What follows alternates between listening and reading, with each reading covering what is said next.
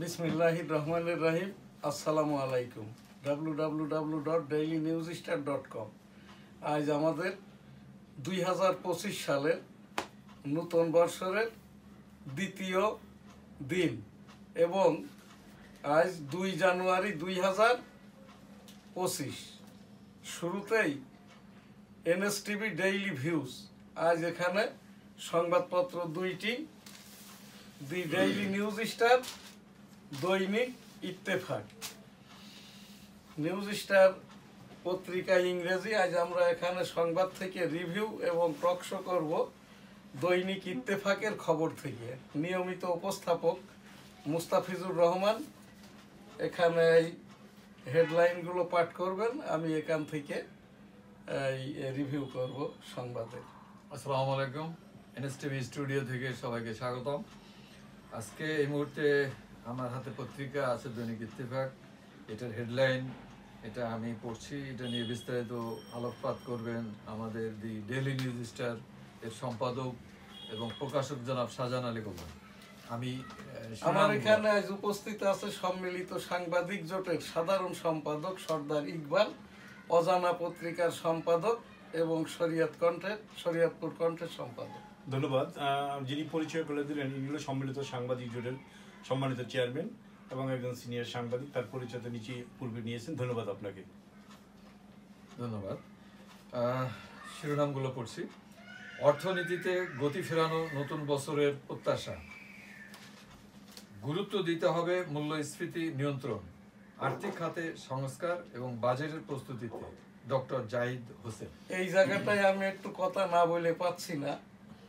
এই যে উনি কি ডক্টর কি জাহিদ হোসেন, যিনি ডক্টর জাহিদ হোসেন, উনি কিন্তু অর্থনীতিবিদও না, এই দেশের কোনো কালে অর্থনীতির ওপরে অর্থাৎ বাংলাদেশ ব্যাংকের গভর্নরও ছিলেন। দেখেন, আমরা এই যে 18 কোটির ভিতরে জ্ঞান বুদ্ধিওয়ালা পোস্ট গ্রাজুয়েশন করা প্রায় 1 কোটির ওপরে মানুষ যারা চাকরিরত, বিদেশে থাকে, দেশে আমরা আছি। বিভিন্ন রকমের এই আর্থিকভাবেও আমি যেমন 1988 সাল থেকে আমারই বলা উচিত এইটার ওপরে, আমার মাধ্যম দিয়ে এই 40 বৎসরে প্রায় 3 লক্ষ কোটি টাকার রাজস্ব আদায় হয়েছে। যে টাকাটি দিয়েই কিন্তু এই দেশের এই যে যারা রাজস্ব খাতের চাকরি করে তাদের বেতনের ওপরে উপরি যেটা বোনাস এবং অন্যান্য সুযোগ সুবিধা, এই বেতনটা প্রদান করা হয়ে থাকে।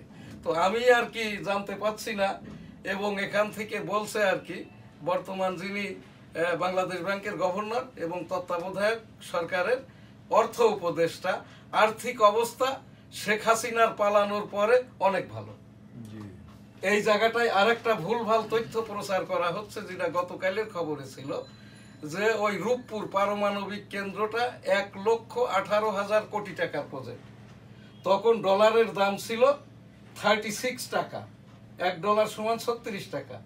এখন কিন্তু $1 সমান এই যে 130 টাকা। বলা হচ্ছে 120 টাকা, কিন্তু 130 টাকাতেও ব্যাংকে পাওয়া যায় না, কার্ব মার্কেটে 140-এও পাওয়া যায় না। তো সেই হিসাবটা যদি ধরা হয়, একটা প্রজেক্টের ওপরে যেগুলো এই কি বলে ওর কমিউনিজম কান্ট্রির অর্থাৎ পুতিন, চাইনা, এদের দেশের কোনো প্রজেক্টের কোনো ঠিকাদার থাকে না, কোনো ম্যানিপুলেটর থাকে না, কোনো লবিস্ট থাকে না, সরাসরি সরকার টু প্রজেক্ট।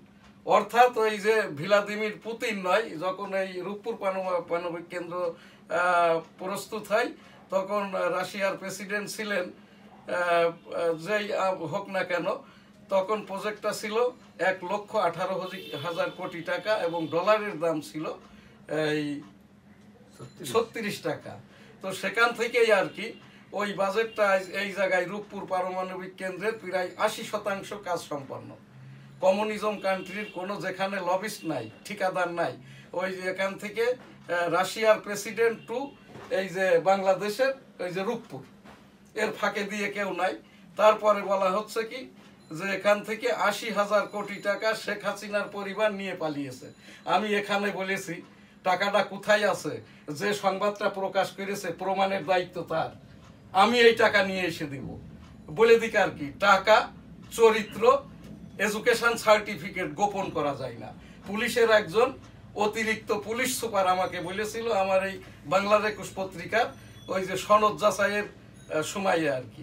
তো এই জায়গাটায় যদি এই টাকা নিয়ে যেয়ে থাকে তারা হয় আমেরিকা, না হলে ইউরোপ, না হলে সৌদি আরব, না হলে মালয়েশিয়া, যেখানেই থাকুক না কেন, আমি তো একজন মুক্তিযোদ্ধা, 265 দিনের ওই দেশের সরকারের সাথে ব্যবস্থাপনা করে শুধু টাকা আনবো না, এদেরকেও ধরে নিয়ে আসবো সাথে করে। এই জায়গাটায় পরের খবরে যান। ধন্যবাদ। জনরায়ের ভয়ে ভিতরায় নির্বাচন এখান থেকে আমার সেই উপস্থাপনাটা বলে রাখি। জি। 91 সাল থেকে আমি যেটা বলছি, আমার এখানে সম্মিলিত সাংবাদিক জোটের এই যে সেক্রেটারি মহোদয় উপস্থিত আছেন, যার কাজটা সে করেন। রাজনীতি করলে রাজনীতি করেন, রাজনৈতিক দলের সভাপতি সেক্রেটারি হন বা কেন্দ্রের সদস্য হন। এমপি হয়ে গেলে এমপিগিরি করেন, এমপি থেকে মন্ত্রী হলে মন্ত্রিত্ব করেন। আর যারা উপদেষ্টা হয়েছেন অবৈধভাবে এনজিও ব্যবসা আমিও করি, এখনো করি। 111-এর সময় আমি 5 কোটি টাকা ফেরত পাঠিয়েছি ফিনল্যান্ডের ফান্ড, বয়স্ক এবং ওই যে বাচ্চা শিশুদের পড়ার যে ফান্ড। এই বদিউল আলম মজুমদার সাহেব তার টাকাটা তো ফেরত পাঠাই নাই, আমাদের টাকাগুলো কুক্ষিগত করেছে। এই জায়গাটাই আপনার কাজটা, আপনারা যারা উপদেষ্টা হয়েছেন বেতন নিবেন না, বেতনের টাকাটা 18 কোটি জনগণের, এই টাকাটা নিবেন না, হয় ফাউ সার্ভিস দেন আর তা না হলে সরে পড়েন। এই জায়গায় উপযুক্ত লোক যদি কেউ না থাকে আমি দিব লোক। আমরা এখানেই 2টা লোক উপস্থিত আছি, আমার সম্মিলিত সাংবাদিক জোটের সাধারণ সম্পাদক, আমি এম শাহজাহান আলী গোলদার, সম্মিলিত সাংবাদিক জোটের সভাপতি। এমন দেউলিয়া লেখাপড়া আমরা করি নাই যে একটা অর্থ মন্ত্রণালয় চালাইতে পারবো না, একটা স্বরাষ্ট্র মন্ত্রণালয় চালাইতে পারবো না, একটা মাননীয় প্রধান উপদেষ্টার পদটা চালাইতে পারবো না। আমি 2023 সালে রাষ্ট্রপতি পদের প্রার্থী হয়েছিলাম 18 কোটি জনগণের পক্ষে, যে কারণে শেখ হাসিনার সরকার ওই নির্বাচন কমিশনকে আমার কাছে মনোনয়ন পত্রই বিক্রি করে নাই। ইকবাল, আমি তোমাকে বলেছিলাম না যে আমার এই মনোনয়ন পত্রটা নিয়ে আসার জন্য?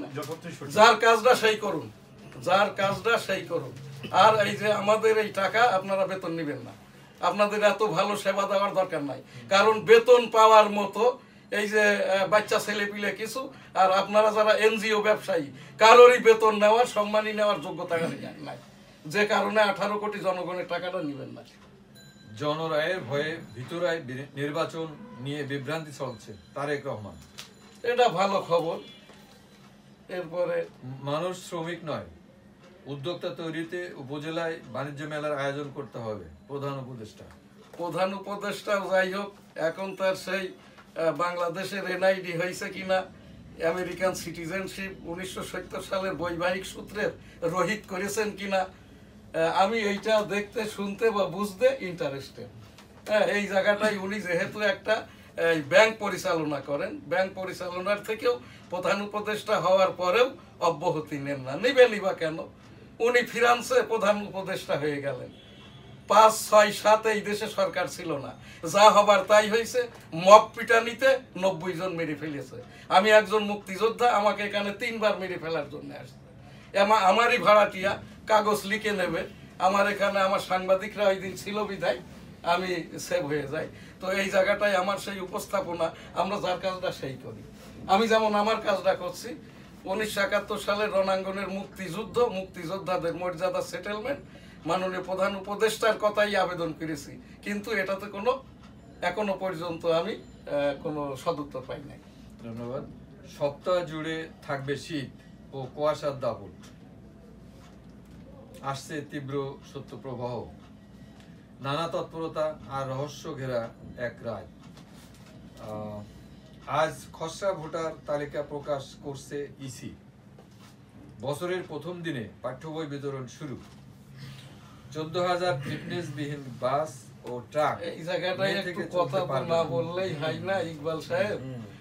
এখানে একটা ইলেকশন কমিশনের ওপরে কমিশন হয়েছে, কমিশন কর্তৃক যতক্ষণ না পর্যন্ত ইলেকশন কমিশনে ফুল পেজে বসছে, ইলেকশন কমিশন, এখন তো ইলেকশন কমিশন চালাচ্ছে ইলেকশন সচিব, যতক্ষণ প্রধান ইলেকশন কমিশনার সচিব একেবারে নির্ধারিত নিয়মিতভাবে কমিশনের সুপারিশের ভিত্তিতে নিয়োগ না হচ্ছে, ততক্ষণ পর্যন্ত কি এই যে নির্বাচন কমিশন যে ভোটার তালিকা হালনাগাদ করছে আইনগতভাবে, এইটা সেক্রেটারি মহোদয়, আমি তো আইনশাস্ত্র পাশ করেছি 1988 সাল থেকে, মাননীয় উচ্চতর আদালতের এই রেভিনিউ বিষয় অ্যাডভাইজারি লয়ার। তা এটা আমার আইনের কথাটাই হচ্ছে কি, প্রমাণের দায়িত্ব কিন্তু বাদী। এই যে যারাই এখানে খসড়া ভোটার তালিকা দিচ্ছেন, এটা কিন্তু প্রমাণ করতেই হবে তাদের। আর যদি প্রমাণ না করতে পারে তাহলে কি হবে? 111 ফখরুদ্দিন মঈনুদ্দিন পালিয়ে থাকা, এদেশে থাকা, নির্বাচন করা না কি? যেহেতু এই কমিশনটা করা হয়েছে, এই জায়গাটাই আবার এটা কি কন্ট্রাডিক্টরি হচ্ছে না? এই যে ইলেকশন কমিশন টু স্থানীয় সরকার, স্থানীয় সরকার টু রাষ্ট্রপতি, সাংঘর্ষিক হচ্ছে না? পবিত্র শবে মেরাজ 27 জানুয়ারি। তাইওয়ানের একত্রীকরণকে কেউ রুখতে পারবে না, নববর্ষের ভাষণে চীনের প্রেসিডেন্ট। এবছর সবকিছুই ভালো হবে, পুতিন। হ্যাঁ, এটা ভালো খবর। আমি ওই সেই ফিলিস্তিনিদের জন্য তো দোয়া করেই যাচ্ছি। এই যে এখনো একটু দোয়া করে দিই, আস্তাগফিরুল্লাহ রাব্বিহিম মিন কুল্লি যামবি ওয়া আতুবু ইলাইহি ওয়া লা হাওলা ওয়া লা কুওয়াতা ইল্লা বিল্লাহিল আলিয়্যিল আযীম। রাব্বুল আলামিন পাক পরওয়ারদিগার ওই ইহুদিদেরকে বাঁচান, বেঞ্জামিন নেতানিয়াহু ইসরায়েলের যে প্রধানমন্ত্রী হেদায়েত দান করুন, অথবা আর কি ধ্বংস করুন, আমিন। লালবাগে অটো চালক, ভাসান থেকে ব্যবসায়ী, খিলক্ষেতে তরুণ নিহত। কন্টেন্ট চুরি মিডিয়া শিল্পের জন্য বড় হুমকি, প্রেস সচিব। এ বিষয়ে নিউজটা একটু পড়েন তো, 10-12টা ওয়ার্ড পড়েন।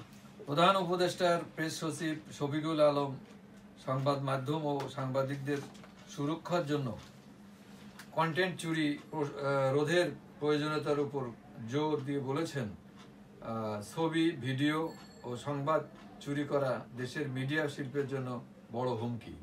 গতকাল মঙ্গলবার সামাজিক যোগাযোগ পাওয়া গেছে এই যে শফিকুল আলম, আমি এর পরিস্থিতি যেটা জানি, উনি কি সেই শফিকুল আলম কিনা জানি না, ডেইলি স্টার পত্রিকার এই জার্নালিস্টদের এজেন্ট ছিল।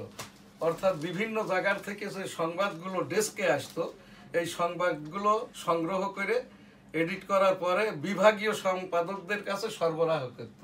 এ কি সেই আপনার শফিকুল আলম সেক্রেটারি সাহেব? আপনার ওনার পরিচয় আমি যেটা বললাম, এটা কি রং হতে পারে? এইটাই তো ঠিক। ঠিক আছে। তা এইটা যদি উনি ওই হয়, তোমার পত্রিকা, আমার অ্যাক্রিডিটেশন কার্ড, আমাকে উপদেশ দেওয়া, এটা কি পারে? একটা আমার সাংবাদিকতার বয়স তোমার সাথেই হইলো প্রায় 30, আর তার আগে আরো 8 বছর।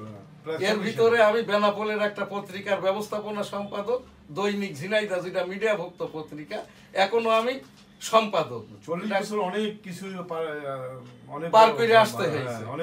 আমি বেনাপোল বাড়ি বলে আমাকে বাংলার 21 পত্রিকার ওই যে এসবি ক্লিয়ারেন্স দেওয়া হয়। আমি ডেইলি স্টার জন্ম নেই, আমরা তো 80 দশকের পূর্ব থেকে কাজ করতেছি। তো ডেইলি স্টার দোকানদার এগুলো কবে আসছে? এই লোক কি এইরকম ভাবে ব্যক্তিগত ভাবে প্রেস সচিব বলে তার ব্যক্তিগত কথা বলতে পারে? মেধা যে শূন্য হয়েছে বাংলাদেশে হইতাছে, এটা প্রথম লক্ষণ আর কি, এটাই বলতে পারে না, কিছু বলা। আর তারপরে হচ্ছে সে তার পরিস্থিতি চুরি করছে, মেধা শূন্য। এইটা আমাদেরকে অপদস্থ করার এই এরা কে দিছে তার এই সুযোগটা? কন্টেন্ট কোন কথার সাথে যায় এইটা বলে দিই, সকলের সবকিছু জানা থাকে না। আমি যেহেতু 1988 সালে বাংলাদেশ এফডিসির গেছিলাম সিনেমা বানাইতে, আমারে পরিচালক ওয়াকিল আহমেদ বলল আপনি হিরো হন। বাড়িতে গেলাম দোয়া নিতে, আব্বা বলল তোমার এই বডি দেখিয়ে আয় করার দরকার নাই, এই মেধাটা ধর্মের কাজে লাগাও, যে সম্পত্তিটুকু আছে সেইটার কাজে লাগাও। এই সেই সূত্র ধরে ইকবাল তোমার সাথেও আমার পরিচয়, আমার সিনিয়র। হ্যাঁ, এই সেই সূত্র ধরেই পরিচয়। কন্টেন্ট যাই হইলো, যাত্রা পালার ওই বিবেকের গান শুনেছো? আধ্যাত্মিক গান যে গাই না, এই যে যাত্রা পালা, এর ওই গানটা ভালো না হলে মুরব্বীরা বলতো, আমি তো আবার ওই যাত্রা গানের ওই রজব আলী মামুর সাথে ওই প্রম্পটারের সহকারী প্রম্পটার ছিলাম। অর্থাৎ যেটা বলতাম আর কি, ওইটাই কিন্তু যাত্রা গানের এরা ওই যে রোল প্লে করতো, মারামারি হবে, ড্যান্স হবে, গান হবে, তারপরে হয়তো একজন তাই ইত্যাদির ওপরে এই কাজগুলো করার সুবাদে তখনই শুনতাম, আহারে এত সুন্দর একটা নবাব সিরাজদৌলার পালা হচ্ছে, এর এই কি বলে বিবেকের গানটার কন্টেন্ট ভালো না। এই যে জি বাংলা যেটা চলছে এখন সিনেমা, এই কি বলে গান, এই যে হচ্ছে না সেলিব্রিটি শো কলকাতার জি চ্যানেলে আর কি, সবকিছু ঠিক ছিল, কিন্তু গানের যে কন্টেন্ট গুলো উচ্চারণটা শুদ্ধ হয়নি। আমরা সম্পাদকরা কি ওই যাত্রা গানের বিবেকের শিল্পী হয়ে গেছি? উনি মনে করে হ্যাঁ, উনি মনে করে, তা উনি মনে করার ওনার দরকারটা কি? আমার Public- যে পরিচয় গোপন করে আর কি, এর কারণে যা হবার তাই হবে, এটা বুঝ দিবেন, প্রমাণের দায়িত্ব। বড় ভাই আমি একটু সংযোজন, হ্যাঁ। পাবলিশার এডিটর এক জিনিস, আর উনি যে দায়িত্বে ছিলেন সেটা অনেক নিচে, মানে অনেক মানে জ্ঞানের প্রসারিত অনেক নিচে। আপনি পত্রিকার প্রকাশক সম্পাদক, আপনি পেশাদার সাংবাদিকতা করেই আপনি এই জায়গায় আসছেন, আপনি রিক্রুটের উনি। তো এখন এই যে মেধা শূন্যতা, এটা পূরণ করার জন্য আমাদেরই উদ্যোগ নিতে হবে। ওনাদের কথা আমাদেরকে ঠিক আছে, আমি একজন মুক্তিযোদ্ধা হিসাবে, আমি একজন 38 বছরের বর্ষিয়ান এই যে সম্পাদক সাংবাদিক হিসাবে, আমার সাংবাদিক কলেজকে আমি সংবাদপত্রের সাংবাদিকতা লেখালেখি, সম্পাদকীয় লেখালেখি শিখেছি আবেদ খান স্যারের থেকে, ইংরেজির ওপরে আর কি। এই যে এই যুগান্তরের যখন মুসা সাহেব, ABM মুসা, ওনার কাছ থেকে আমি সম্পাদকীয় শিখেছি। এই যে যুগান্তরের আরামবাগ অফিসে যাইয়ে, হ্যাঁ, একদিন প্রথম দিন তো আমাকে 40 মিনিট বসাই রাখছে, তারপরে তৃতীয় দিন বলছে এই আপনি পাস। হ্যাঁ, সম্পাদকীয় মানে ধৈর্য, ধৈর্য এবং ধৈর্য। যেহেতু এইটা আপনার আছে, এই ABM মুসা স্যার কিন্তু কাউকে তুমি তুই আমরা যেরকম বলি না, একটু ছোট হলেই তুমি, এইটা বলতেন না। বলছে যে সেই মুসা স্যারের থেকে সম্পাদকীয় শিখেছি।